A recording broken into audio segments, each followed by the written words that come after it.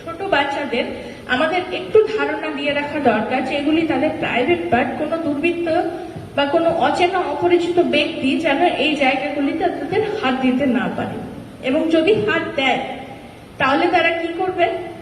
প্রথমেই বলবেন না, আমাকে ধরবেন না।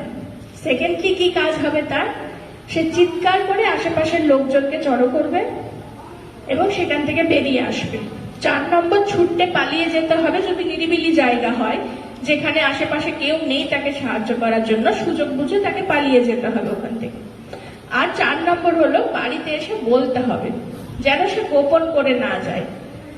এক্ষেত্রে কি হয়, বাচ্চারা কিছু কিছু ক্ষেত্রে দোষী মনে করতে থাকে নিজেদেরকে, কেননা যারা এই কাজগুলি বাচ্চাদের সঙ্গে করে তারা তাদের মাথায় এটা ঢুকিয়ে দেয় যে তুমি খারাপ হয়ে গেছো, তোমাকে এইভাবে ধরলাম, তুমি যদি কাউকে বলো সবাই তোমাকেই খারাপ বলবে, আমাকে কেউ কিছু বলবে না।